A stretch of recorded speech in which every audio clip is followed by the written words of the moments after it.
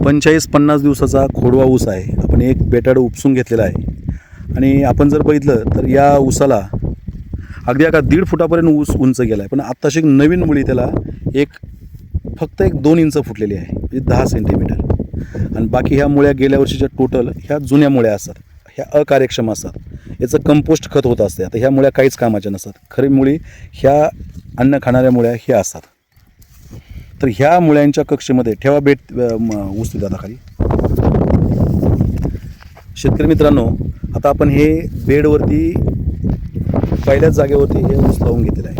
आता शिंदेसाहेब आपण खतं करून पेरून दिल्यात, सांगा ना तुम्ही. आता बेडवरती आपण खत कुठं पडलं आपलं? इथून एक पडलं. आणि हे ऊस कुठून फोडला आपण? इथून पडलं. हां, आणि आपला ऊस कुठे आहे? म्हणजे हां, म्हणजे आपली मुळी किती फक्त आता एवढ्या ऊसाची? 1 इंच 1.5 इंच. ओके. म्हणजे शेतकरी मित्रांनो, आपण किती लांब खत पडले आपलं? जवळजवळ 1 फूट लांब गेले. 1 ते 6 फूट. 1 फूट 6 फूट. बसा खाली बसा. मी तिथं 1 वीतभर असं अंतर दाखवा मला किती लांब पडले. नाही इतक्या लांब नाही. हां, आता इथून पडले. हां, तर ती खतं आता त्या मुलीला तिथं यायला कमीत कमी 80 ते 85 दिवस लागणार आहे. म्हणजे अजून 50 दिवस लागणार आहे. मग आपण जमीन टाकलेली खतं कुठं टाकल्यात खतं? हां, ती खतं माती आड केल्यात, पुन्हा रांगोळी घातली आणि आपण पुन्हा पाणी दिलं. ही खतं विरघळली जातात. विरघळल्यानंतर 10-12 दिवसात समजा आपण DAP डायमोनियम फॉस्फेटमधलं नायट्रोजन हे 9व्या दिवशी लागू होतं आणि फॉस्फरस 13-14-15 दिवस लागतात ते फॉस्फरस लागू व्हायला. आता नवीन मुळी तयार करण्यासाठी फॉस्फरस लागतो. आता तो फॉस्फरस त्या ऊसाच्या तिथं हात ठेवा वर. हां, त्या कक्षेमध्ये मुळी आहे, तर तिथं त्या रायझोप्लेनमध्ये आपल्याला खत पडायला पाहिजे. आपलं खत लांब पडलं आहे. किती लांब पडलं? तर इतक्या लांब पडलं. हां, मग ते 1 फुटाचं अंतर कवर करायला त्या मुळीला अजून 50 दिवस लागणार आहे. मग टोटल ऊस कट होईपर्यंत पासून तर पुढं जवळजवळ 90 दिवसापर्यंत ती खतं आपल्याला शिंदेसाहेब जात नाहीत. त्याच्यामुळं आपण टाकलेली खतं 10-12 दिवसांना लागू होतात. 40-45-50 दिवसपर्यंत ते काम करतात. जर तुमच्याकडून पाणी जास्त झालं तर ती खतं अजून लवकर विरघळून खाली जातात. गुरुत्वाकर्षणाचा नियम काय आहे? कोणती वस्तू पदार्थ खतं वर फेकले ते खाली जातात. मग जेवढं तुम्ही पाणी देता तेवढी ती खत विरघळून खाली जाणार आहे. कुठं जाणार आहे? जमिनीमध्ये. त्या मुळीचा संबंध काय आहे? आता ती खत कधीच मुळीकडे जात नाही. लक्षात घ्या सर. लक्षात आलं का? खतं कधीच मुळीकडे जात नाहीत. त्या मुळीला खताकडे जावं लागते. मग त्या मुळीला खताकडे जाण्यासाठी कमीत कमी अजून 50 ते 60 दिवस बाकी आहे. मग ह्या 60 दिवसामध्ये तरी ती मुळी तिथपर्यंत जात नाही. त्याच्यामुळं आपण जो पहिला खताचा डोस ते पेरणीच्या यंत्राने देतो, हा खताचा डोस 90-95% उपलब्ध होत नाही. लक्षात घ्या.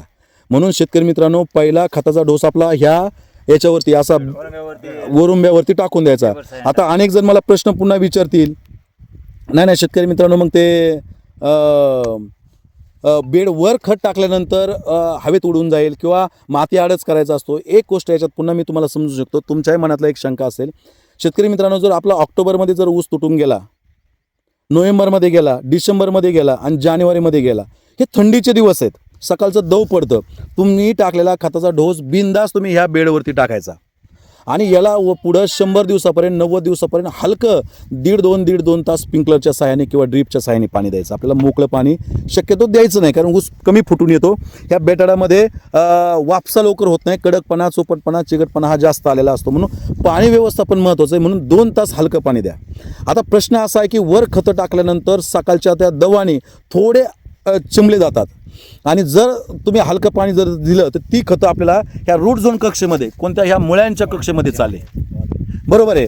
आणि जर आपण नोव्हेंबर, डिसेंबर, जानेवारीचा जर शिंदेसाहेब जर विचार केला, जवळजवळ 15-20 फेब्रुवारीपर्यंत आपल्याला संध्याकाळची थंडी भरपूर असते आणि दिवसाचं ऊन, आता मकर संक्रांतीनंतर टेम्परेचर वाढत जाते, म्हणजे दिवस मोठा होतो. परंतु तरी जानेवारी एंडपर्यंत सूर्यप्रकाश हा 12 तासापैकी फक्त 7 ते 8 तास राहतो. म्हणजे सूर्यप्रकाश कमी राहतो. ह्युमिडिटी म्हणजे हवेमध्ये आर्द्रता पण भरपूर आहे आणि त्याच्यामुळं खताचं जे बाष्पीभवन व्हायला पाहिजे ते मार्च, एप्रिल, मे ह्या महिन्यामध्ये जास्त होतं आणि ह्या दिवसामध्ये कमी होतं. त्याच्यामुळं कधी पण खोडव्याचा पहिला डोस आपल्याला याच्यामध्ये पडायला पाहिजे. जेवढा तुम्ही पहिला खताचा डोस हा बेडवर टाकता आणि पाण्याने विरघळून तो डायरेक्ट रायझोप्लेन म्हणजे कोणता एरिया? डायरेक्ट हा भाग. आणि रायझोस्पियर म्हणजे कोणता? त्याच्या बाहेरचा भाग. तो भाग. तर रायझोस्पियरमध्ये जर तुम्ही टाकलेली खतं आहेत, ही खतं डायरेक्ट ती त्या पाण्याने थोडे विरघळून त्या आता आपण दाखवलेल्या मुळीच्या कक्षेमध्ये जातात आणि त्याचा बेनिफिट त्याला मिळतो. त्याच्यामुळे शेतकरी मित्रांनो कायम लक्षात घ्या की खत आपण आज 2-2 हजार रुपयापर्यंत एक बॅग गेलेली आहे. हे खताचं डोस आपल्याला त्या मुळ्यांच्या कक्षेतच जायला पाहिजेत रायझोस्पिअरमध्ये. आणि जर आपण खतं लांबून टाकले तर ती खतं मातीमध्ये जातात, त्याचा पिकाचा काही संबंध नाही.